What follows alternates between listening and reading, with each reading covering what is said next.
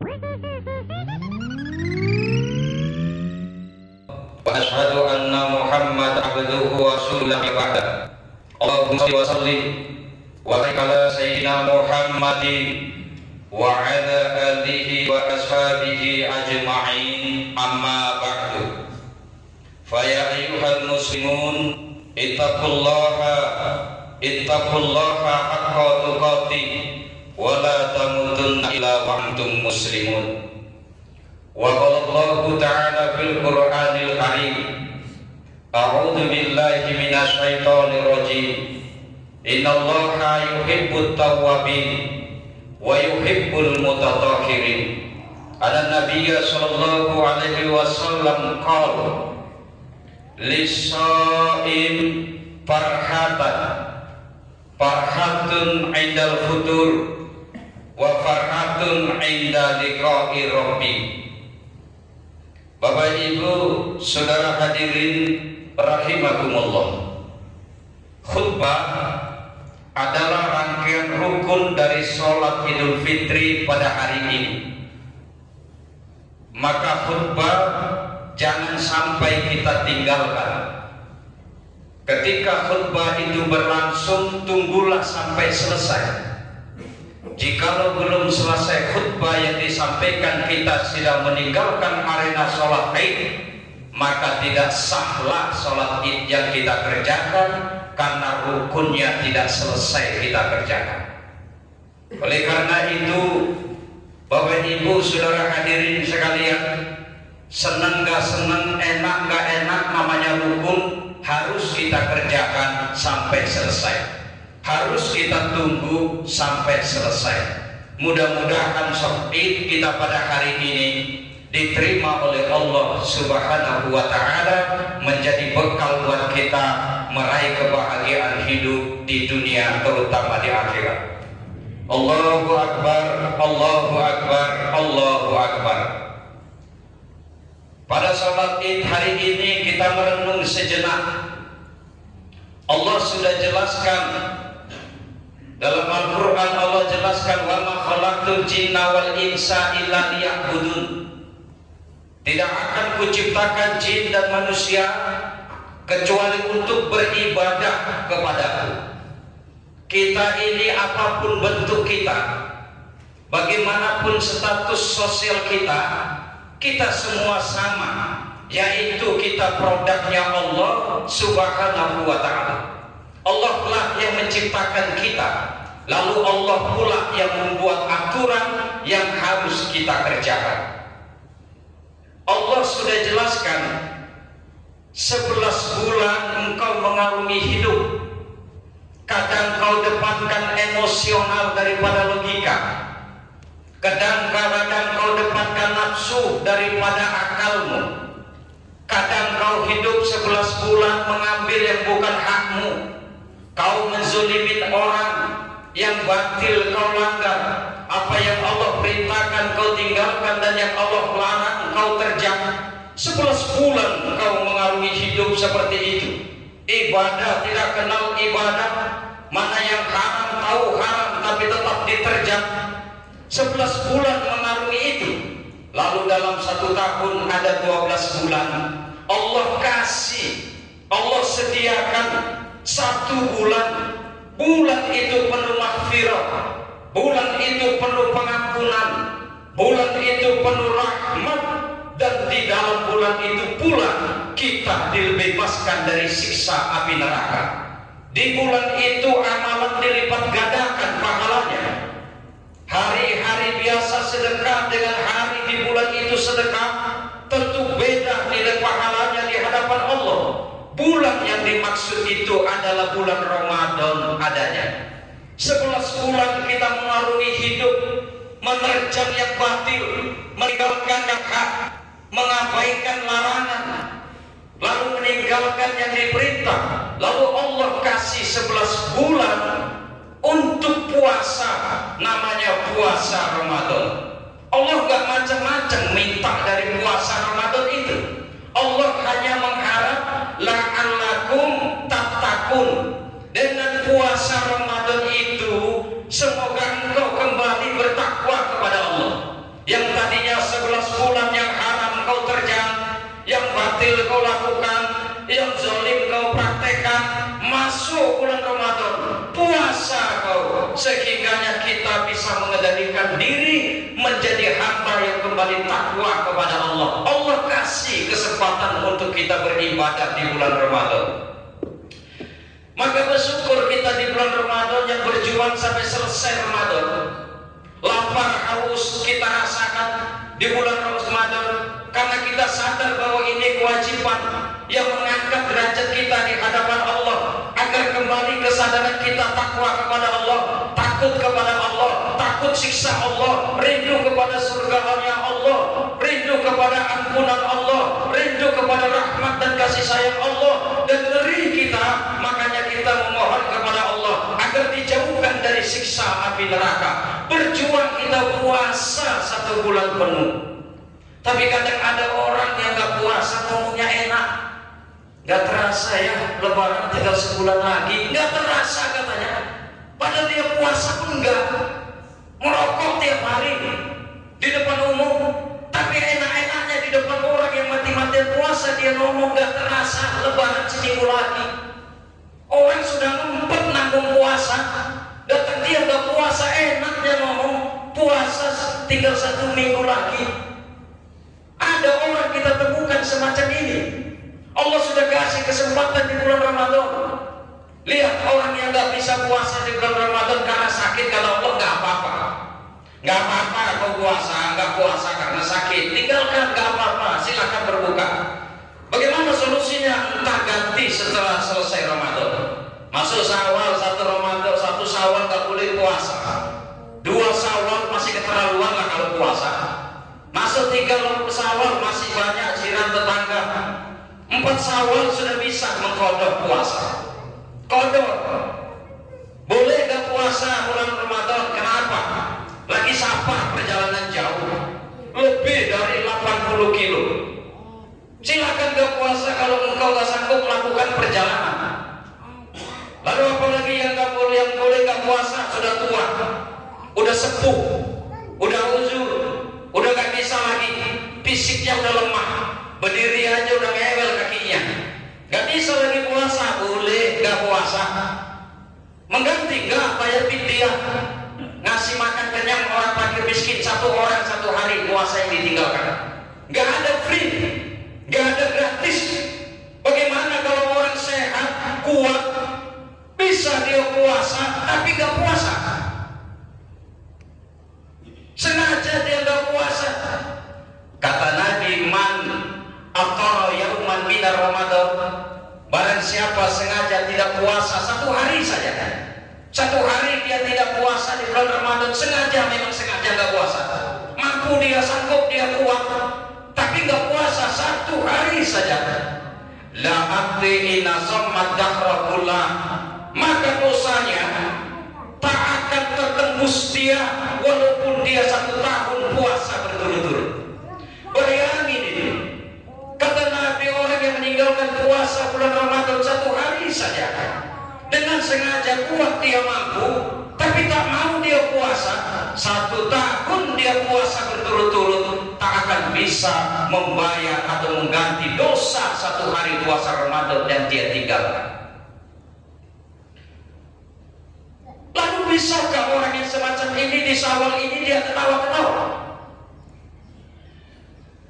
Lalu bagaimana orang yang di bulan Ramadan berpuasa tapi dia merokok sembarangan di depan umum, petentang-petenteng naik kereta merokok, makan sembarangan? Kata Nabi, la ardo anhu, aku gak ridho punya umat semacam itu.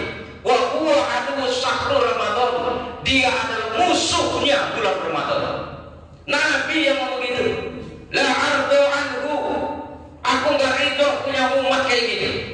Kita umat siapa lagi kalau Nabi ini gak senang melihat kita sebagai umatnya? Kita dicap umat Nabi ini bukan umatnya, Nabi gak senang, lalu kita menjadi umat siapa lagi? Gak ada lagi kita yang hanya umat Nabi Muhammad, tapi kita meleceh-lecehkan bulan Ramadan ini.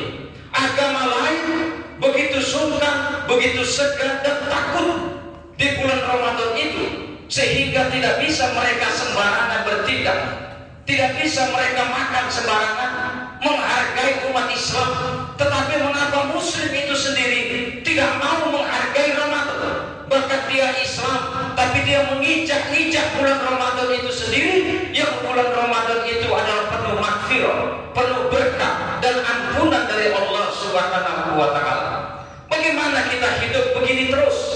Setiap tahun Ramadan tiba juga tidak puasa. Setiap tahun berikutnya Allah kasih kesempatan Ramadan tiba juga tidak puasa. Lalu sampai di mana akhirnya nanti? Betapa ngerinya kita ini. Orang yang gak pernah ibadah kepada Allah sampai akhir hayatnya, kan juga ngeri. Berbuat di dunia, berbuat zalim, suka ngambil barang orang, suka ngambil hasil kebun orang, suka ngambil sawit orang, ibadah gak pernah, puasa gak pernah, wafat dia, meninggal dia. Sebelum diberangkatkan mayatnya, dipersaksikan. Bapak Ibu sekalian, sebelum jenazah ini kita antarkan ke kubur, ayo kita persaksikan dulu. Menurut Bapak Ibu saudara sekalian, apakah jenazah ini baik? Kan kita bingung mau jawab apa ini. Mau jawab nggak baik, nggak kok tegel-tegelin. Mau dijawab baik, lah kok hati nggak ikhlas. Kezolimannya, kekufurannya, kenakalannya kita melihat tiap hari. Ya terpaksa satu kampung bohong semua, baik. Sampai mereka aktif dan aktif pun bingung. Kata mereka aktif tapi jangan catat aku dulu, tapi orang kampung bilang kok baik. Bolah kita salah catatnya begini. Membuat kacau dalam tatanan kehidupan. Allah kasih kesempatan bulan Ramadan untuk insaf, tobat, kembali lagi ingat Allah, dikasih pengampunan. Makanya Allah jelaskan, aku senang sama orang yang suka taubat. Kemarin dia bermaksiat, kemarin dia buat zalim. Kata Allah, innallaha yuhibbut tawwabin. Allah itu senang melihat hambanya yang taubat. Jadi momentum Syawal ini dijadikan taubat nasuha. Yang tadinya zalim kepada orang, momentum Lebaran ini datangi orang yang pernah kita zalimi. Hitung-hitung dosa kemarin. Sawit siapa yang pernah saya ambil? Brondolan siapa yang pernah saya ambil? Momentum Lebaran ini datangi. Mohon maaf, sebutkan kesalahannya. Allah senang sama hamba semacam itu. Saya kasih tahu ya, dalam sejarah Nabi Adam alaihi salam bersama istrinya Siti Hawa itu kan di dalam surga hidupnya, enak, tenang, apa yang dia inginkan dikabulkan oleh Allah. Nabi Adam kan pada akhirnya sama istri Siti Hawa diusir dari surga gara-gara satu brondolan buah huri. Gara-gara ngambil satu brondolan buah huri, itu satu brondolan buah huri, Nabi Adam alaihissalam diusir dari surga. Lah kalau kita satu goni, dua goni, lah mau kemana alamat kita ini? Hidup tidak selamanya, toh bakal mati. Maka momentum Syawal ini jadikan kita tobat dari segala keburukan-keburukan yang pernah kita lakukan. Seorang suami jadikan motivasi kepada istrinya yang banyak berbuat zalim. Dan begitu juga istri jadikan motivator kepada suaminya yang selalu berbuat fasik. Bang, ku tengok abang selama kita nikah sampai punya cucu satu nih, nggak pernah abang ku tengok pergi ke masjid sholat Jumat. Bang, ku tengok abang ini di rumahku tak pernah ibadah. Lalu apanya bang yang mau kita raih dalam rumah tangga ini bang? Mau bahagia apa kita bang? Harta banyak untuk apa ini semua? Mobil yang abang beli, bahkan abang tinggal kalau abang nanti wafat. Rumah yang abang bangun ini gak habis-habis. Keramik dapat dalam selesai, keramik teras belum selesai, tiang lagi diperbaiki. Ini semua akan abang tinggal, Bang. Apa bekal abang nanti di akhirat? Sementara saudara-saudara kita sudah banyak yang nyusul. Toh kita semua akan ke sana, Bang. Dijadikan motivasi seperti itu. Jangan pula suaminya maling disemangati. Semangat, Bang. Nggak nanam, nggak mupuk, tinggal panen aja abang males. Ini kan kacau ini. Suami kalong, istri kampret, suami nyolong, istrinya nyopet. Ini namanya keluarga lowo. Jadi jadikan momentum Syawal ini, ayo tobat. Kembali kepada Allah Subhanahu wa Ta'ala. Karena Allah sudah kasih kesempatan 1 bulan Ramadan kemarin. Maka bahagialah orang yang puasa 1 bulan penuh. Hari ini dia bahagia. Bahagia hari ini untuk orang yang menjalankan puasa 1 bulan penuh. Apa kata Nabi? Man shoma Ramadana imanan wa ihtisaban, ghufira lahu ma taqaddama min dhanbi. Barang siapa puasa 1 bulan penuh, ikhlas dia, haus dia, tahan lapar dia tahan, dia puasa 1 bulan penuh, begitu dia keluar dari Ramadan 1 Syawal pada hari ini, apa kata Nabi?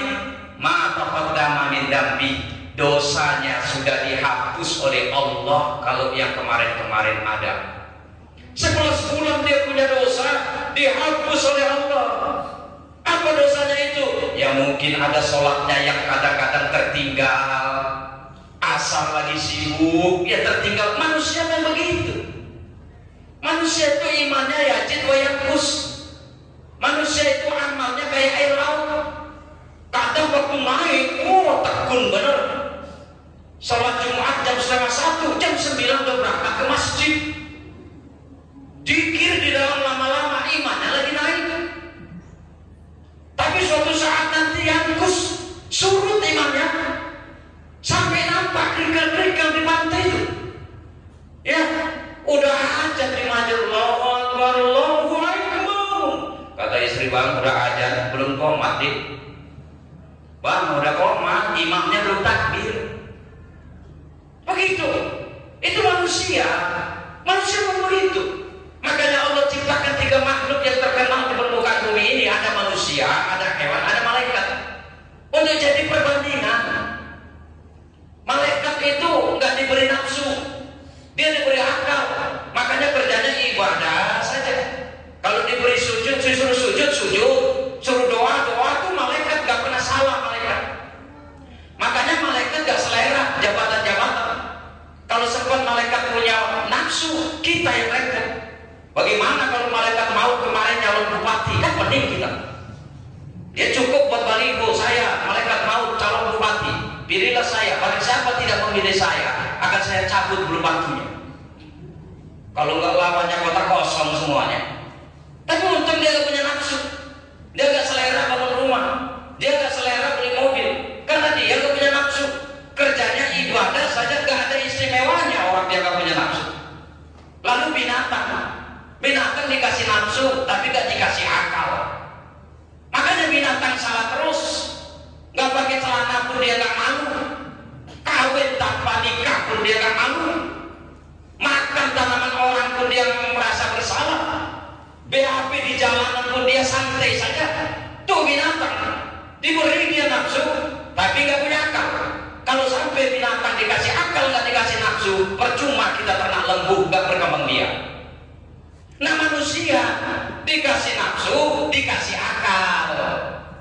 Nafsu cenderung apa? Ini puasa Ramadan, ya puasa lah. Males lah, ngapain puasa? Nafsunya bilang males. Tapi kan Allah kasih akal. Iya ya, aku udah 11 bulan enak-enakan zoni, ngambil hak orang, nggak pernah ibadah. Masuk ini Ramadan, ini bulan penuh pengampunan, ibadah, mulai puasa, sholat 5 waktu, pergi ke masjid Jumatan, pergi ke masjid terawih, akalnya berfungsi. Yang ngeri kan begitu, akalnya tidak berfungsi. Sudah masuk Ramadan kan juga puasa, makan sembah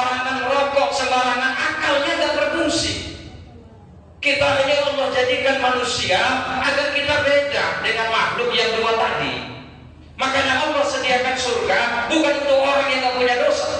Fa'amma man saqulat mawazinu fahuwa fi 'ishatin radiyah. Barang siapa yang timbangan amal ibadahnya dan kebaikannya lebih berat daripada dosanya, maka dia dapat ridho Allah. Kalau sudah dapat ridho Allah, surga jaminannya. Barang siapa yang timbangan amal ibadahnya dan kebaikannya lebih berat daripada dosanya, namanya manusia nggak mungkin terhindar dari dosa. Makanya kalau manusia tanpa dosa itu diragukan statusnya sebagai manusia. Jangan-jangan malaikat. Wa amma man khaffat mawazinu fa ummuhu hawiyah.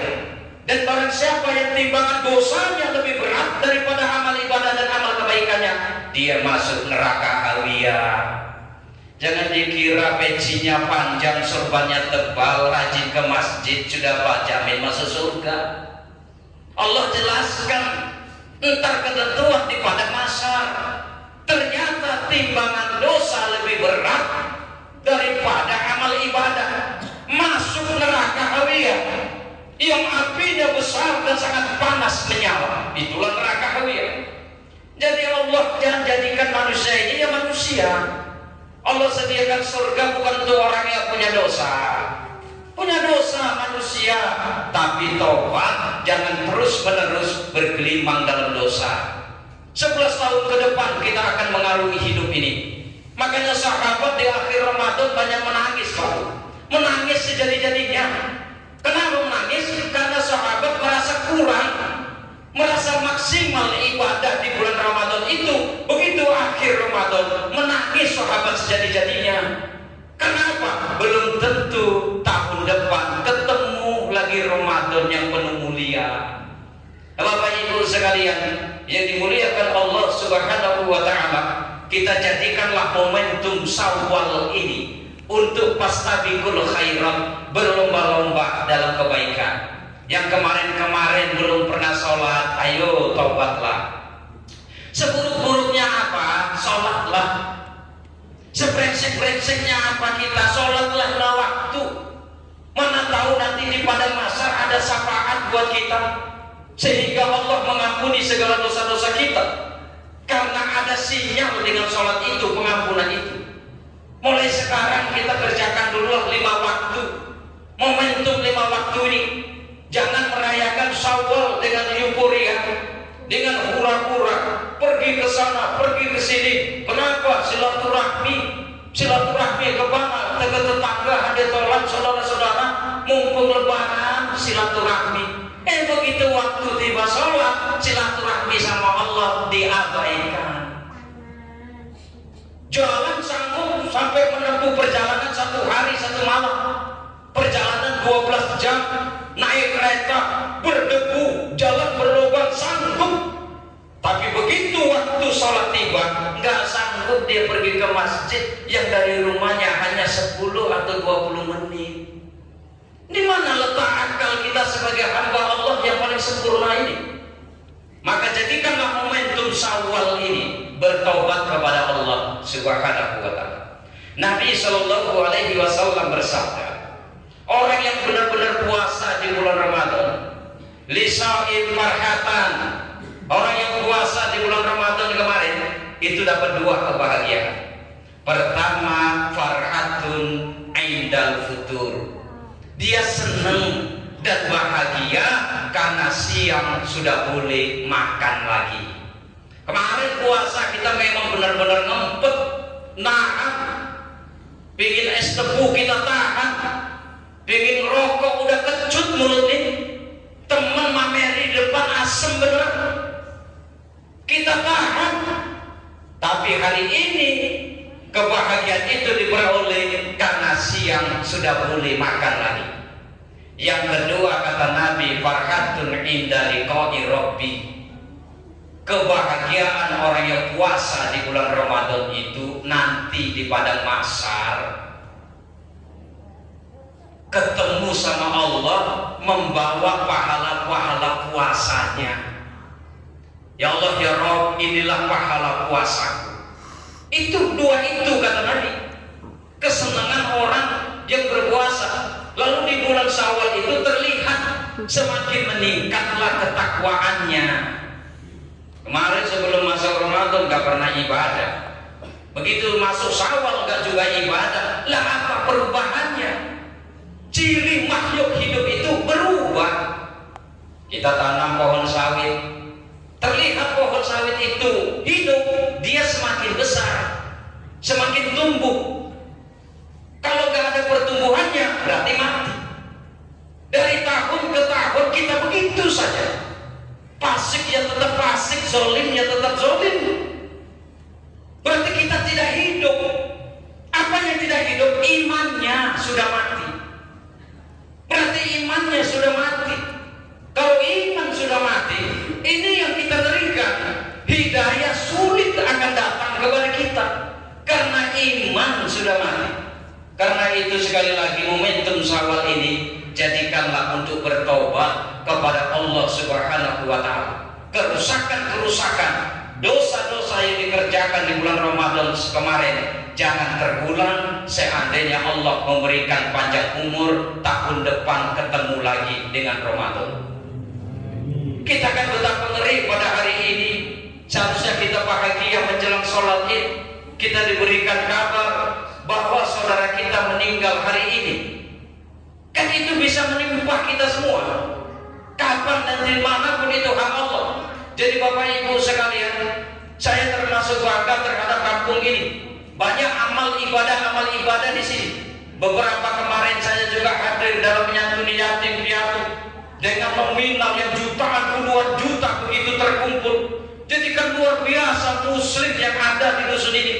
Allah itu berfirman menjelaskan, wa ma kana Allahu yu'adzibahum anta bihim. Ya Muhammad, Allah itu tidak akan menurunkan azab selagi engkau masih hidup di permukaan bumi. Makanya kalau kita baca tarikh, kita baca sejarah, tidak pernah ada bencana ketika Rasulullah masih hidup. Karena apa? Allah menahan semua bencana karena Nabi masih hidup.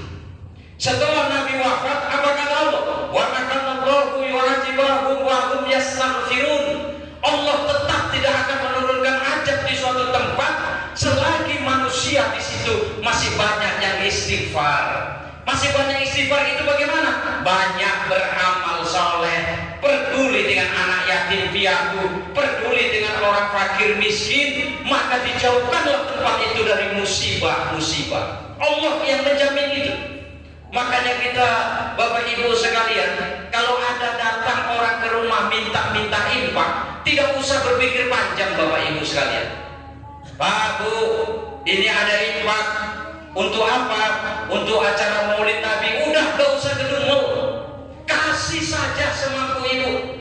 Kenapa? Dalam Al-Quran surah Al-Munafiqun ayat 10 Allah menjelaskan, ketika manusia sakaratul maut hendak wafat, manusia itu mohon kepada Allah. Orang yang sakaratul maut, yang bisa mendengar itu hanya Allah bersama malaikat. Dia memohon kepada Allah, Rabbi laula akhartani ila ajalin qarib fa asaddaqah. Ya Allah, jika Engkau mau menunda matiku sebentar saja, fa asaddaqah, aku mau sedekah. Jadi kalau ada orang ke rumah-rumah minta sedekah, Ibu kasih. Jangan sampai hal itu Ibu mampu, Bapak mampu tidak mau ngasih, nanti kita sakaratul maut itu menjadi penyesalan, sementara saudaranya gak ada lagi yang mendengar cerita itu. Ini mau apa? Minta ini sumbangan. Untuk apa? Mau ngundang artis dangdut. Lihat dulu artis dangdut. Oh, ini gak bisa. Ini artis dangdutnya kalau manggung ini buka-buka aurat, gak mau aku.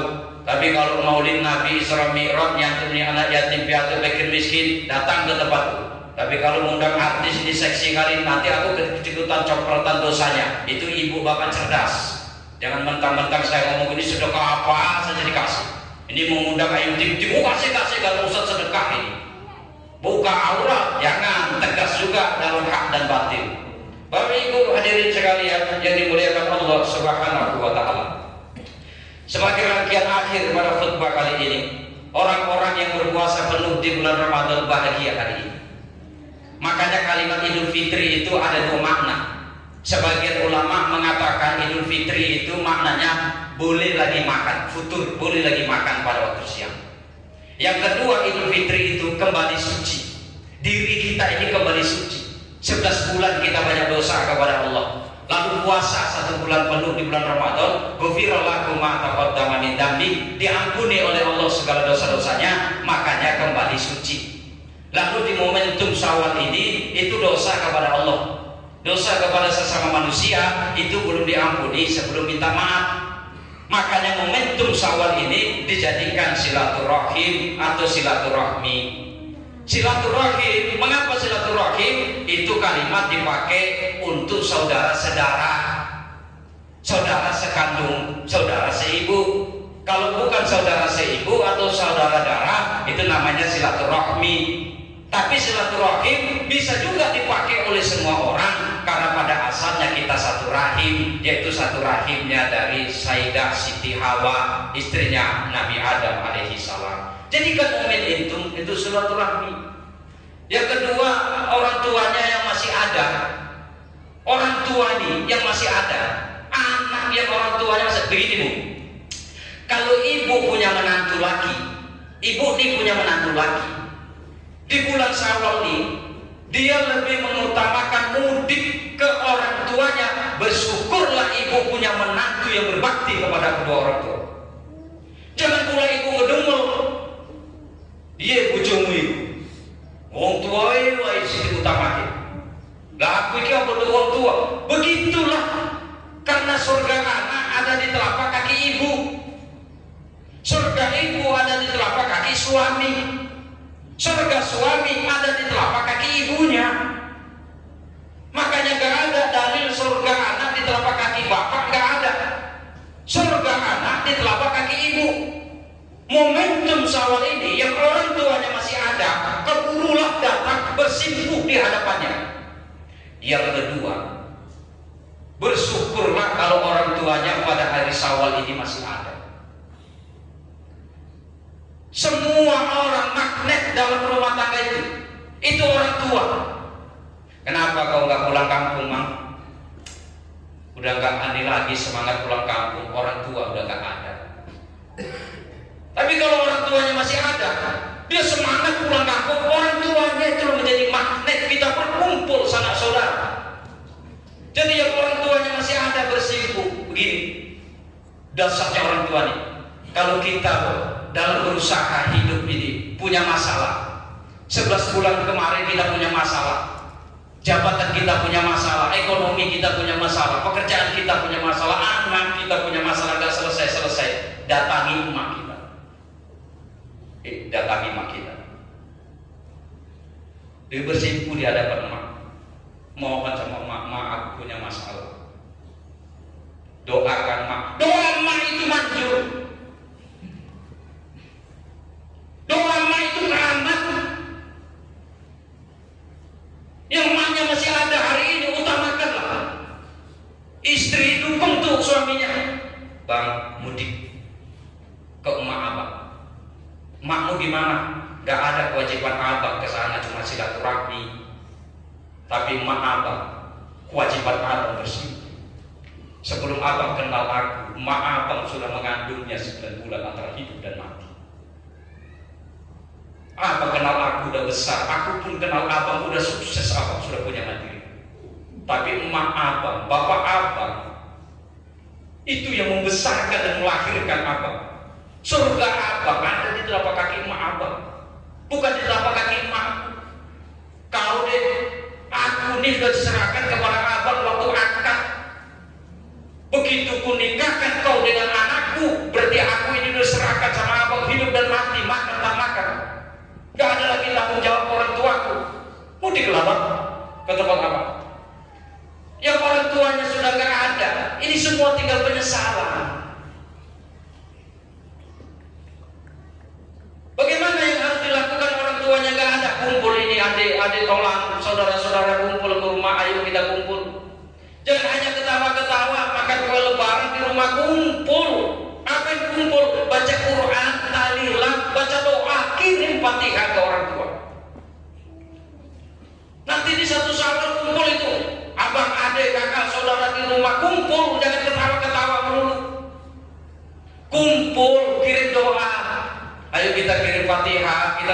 lahir doa untuk orang tua kita yang sudah di alam barzah sana. Yang orang tuanya masih ada, bersimpulah pada hari ini. Merenung dosa apa yang kulakukan dulu. Perbuatanku memalukan bapak, perbuatanku mencoreng nama baik bapak dan emak. Di bulan Syawal ini aku mohon maaf yang sebesar-besarnya. Karena kata Nabi, ridallah fi ridha walidain, suktullah fi sukti walidain. Kalau kedua orang tua murka, Allah lebih murka. Kalau kedua orang tua ridho, maka Allah pun lebih ridho. Yang susah rezekinya, sudah berkeluarga susah rezekinya, bersimpulah pada hari ini. Minta doa sama emak, minta doa sama bapak. Insya Allah perbaiki hubungan dengan emak, dengan bapak. Insya Allah rezekinya akan Allah kasih kemudahan. Kata Allah, wa may yattaqillaha yaj'al lahu makhrajan wa yarzuqhu haitsu la yahtasib. Barang siapa beriman kepada Allah, berbakti kepada kedua orang tua, itu perintah Allah, maka Allah akan mengasih keluar dari segala urusan dan kesulitannya di dunia ini. Wa yarzuqhu min haitsu la yahtasib, dan Allah akan kasih rezeki dari jalan yang gak disangka-sangka. Bila saudara hadirin sekalian, kita jadikan momentum Syawal ini memperbaiki diri. Yang tidak puasa, yang berani meninggalkan puasa di bulan Ramadan kemarin, taubat, mohon sama Allah diberikan panjang umur sehingga bisa sampai di Ramadan tahun depan untuk memperbaiki diri dan segala kemaksiatan, kezaliman, berbuat zalim kepada orang lain, mengambil hak orang lain, mencuri hak orang lain, tinggalkan dan taubat. Kalau sudah taubat, jangan takut rezeki, pasti Allah kasih dari jalan yang tidak disangka-sangka. Mudah-mudahan khutbah yang relatif singkat ini ada manfaatnya buat kita semua, terutama buat diri khatib sendiri. Wa qur rabbil fir warham wa anta khairur rahimin. Allahu akbar, Allahu akbar, Allahu akbar, Allahu akbar, Allahu akbar, Allahu akbar. Alhamdulillahi rabbil alamin. Wabihi nasta'in ala umuri dunya wa din. Wassalatu wassalamu ala ashrafil anbiya'i wal mursalin wa ala alihi wa ashabihi ajma'in. Ashhadu an la ilaha illallah wahdahu la syarika lah, wa ashhadu anna Muhammadan abduhu wa rasuluhu la nabiyya ba'da. Allahumma salli wa sallim wa barik ala sayyidina Muhammadin wa ala alihi wa ashabihi ajma'in. Amma ba'du. Fa ayyuhal muslimun, anna nabiyya sallallahu alaihi wasallam qala ittaqullaha haitsu ma kunta, ittaqullaha haitsu ma kunta, ittaqullaha haitsu ma kunta. Wa qala Allah ta'ala fil Qur'anil Karim, a'udzu billahi minasy syaithanir rajim. Innallaha wa malaikatahu yusholluna 'alan nabi, ya ayyuhalladzina amanu shallu 'alaihi wa sallimu taslima. Allahumma fir lil mu'minina wal mu'minat wal muslimina wal muslimat al ahya'i minhum wal amwat innaka ala kulli syai'in qadir. Allahumma inna nas'aluka salamatan fid din wa afiyatan fil jasad wa ziyadatan fil ilmi wa barakatan fil rizqi wa taubatan qabla al maut wa maghfiratan ba'da al maut innaka ala kulli syai'in qadir. Allahumma inna na'udzu bika min kulli bala'id dunya wa 'adzabil akhirah wa na'udzu bika min fitnatil masiihid dajjal wa na'udzu bika min fitnatil mahya wal mamat. Allahumma inna na'udzu bika min du'a'in la yusma wa na'udzu bika min amalin la yurfa wa na'udzu bika min ilmin la yanfa wa na'udzu bika min qalbin la yakhsha wa na'udzu bika min haula'il arba'i ya dzal jalali wal ikram. Rabbana hab lana minas salihin wa min azwajina wa dzurriyyatina qurrata a'yun waj'alna lil muttaqina imama waj'alna min ibadika salihin wa syakirin wa amilin waj'alna min ahli ilmi wal khair wa la taj'alna min ahli su'i su'i wad dhair ya dzal jalali wal ikram. Rabbana atina fid dunya hasanah wa fil akhirati hasanah wa qina adzabannar. Walhamdulillahi rabbil alamin. Wassalamualaikum warahmatullahi wabarakatuh.